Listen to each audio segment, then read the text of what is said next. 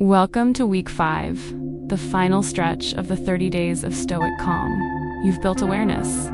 You've learned to pause, to respond instead of react. But this week, it's not about control anymore. It's about release, the kind of peace that comes when you realize not everything deserves your attention, and that real power doesn't have to prove itself.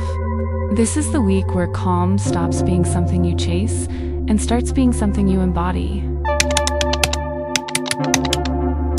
By now, you've probably realized something important.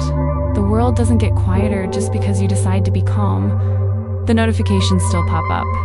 People still test your patience. Life still throws random chaos your way. The difference is, this week, you stop feeding it. You stop handing out your attention like free samples. This week is all about conservation, not of resources, but of energy. You start asking, does this actually deserve me? Because honestly, most things don't. That's the quiet revolution happening here. You're learning to walk away not because you're weak, but because your peace is finally more important than proving a point. You'll start seeing how peace and strength are the same thing, just expressed differently.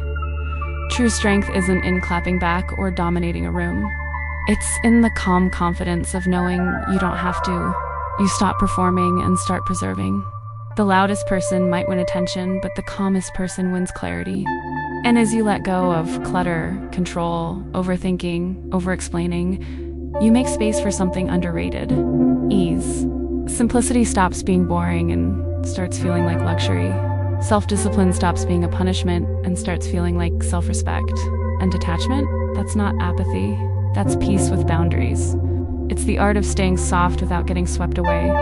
This week isn't about doing more to be calm. It's about realizing calm is already what's left when you stop giving your energy to every passing storm. All right, time to zoom in. These next few lessons are the pillars that hold up your calm.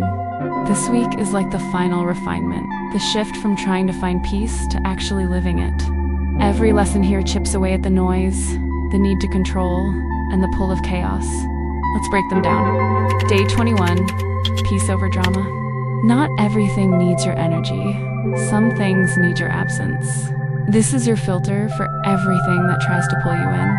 Stoic calm isn't about winning every battle. It's about realizing most battles aren't even worth fighting. The Stoics believed your attention is your most valuable currency.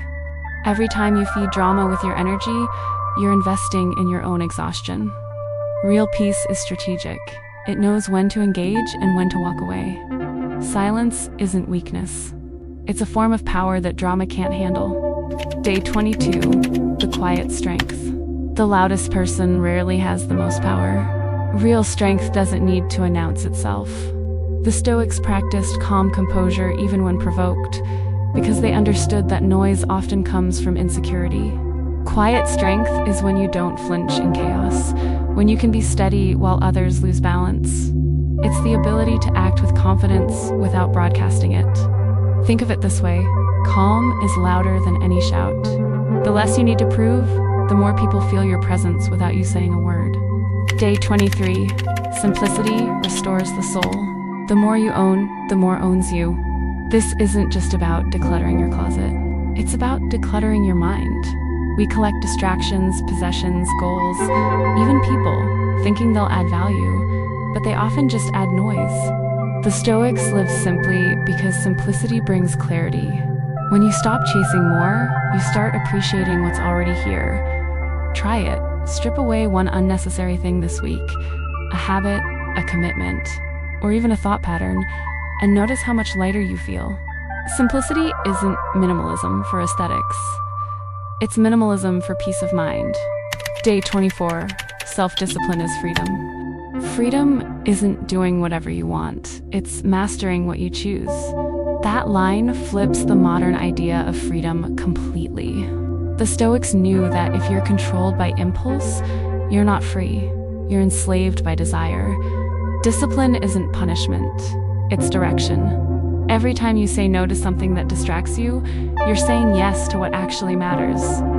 True freedom is being able to trust yourself to do the hard thing without being forced.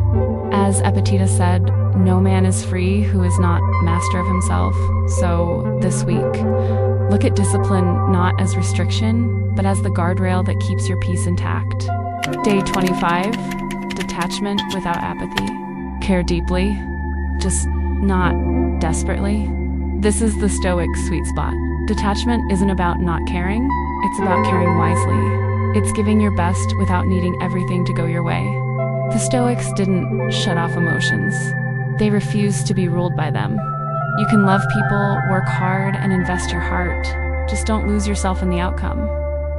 When you stop needing everything to turn out perfectly, you actually experience things more fully. Detachment says, I'll give my effort, not my identity. That's peace with power. Each of these lessons builds on the last: peace, strength, simplicity, discipline, detachment. Together, they form the armor of calm that doesn't crack under pressure. You're no longer chasing control. You're embodying it quietly, intentionally, and with grace. This is where Stoic calm stops being theory and starts being your default mode. This week's calm challenge is all about intentional withdrawal, not escaping life, but stepping back with purpose. You're not avoiding the world. You're choosing how to meet it. Every time something tugs at your attention, a pointless argument, a social media comment, that mental replay of a conversation you wish went differently, pause and ask yourself, does this deserve my energy or my absence? Then choose consciously. This challenge is really about training your emotional reflex. The old version of you might have jumped in, defended, explained, or overthought. The calmer version pauses first. Sometimes the most powerful move is no move at all. Remember, not every fire needs you to be the firefighter. Some just need you to stop adding fuel. Each morning, set your tone with 3 intention words, qualities you want to embody that day. Maybe it's steady, quiet, grounded, or clear, patient, detached. Keep those 3 words in your mind as your energy compass. Every time you feel pulled into someone else's storm, come back to them. They're your reminder of who you choose to be when the world tests your calm. Then, sometime this week, do what I call a peace audit. Take inventory of your life, your environment, your routines, your online spaces, even your thoughts. Ask, what's constantly asking for my attention but giving me nothing back? What's draining me even in small ways? Pick one thing to remove, reduce, or step back from. It might be muting a chat, reorganizing your workspace, unfollowing an account, or dropping a habit that no longer fits your peace. The point isn't to live like a monk. It's to live like someone who knows their energy is sacred currency. By the end of the week, you'll start noticing something wild. Silence stops feeling empty. Stillness starts feeling powerful. You'll realize how little you actually need to do to feel free. This week, your calm challenge isn't to prove how strong you are, it's to prove how little chaos can move you. No reaction, no over-explaining, no emotional discounts. Just grounded stillness that says, I'm choosing peace, not because it's easy, but because it's mine.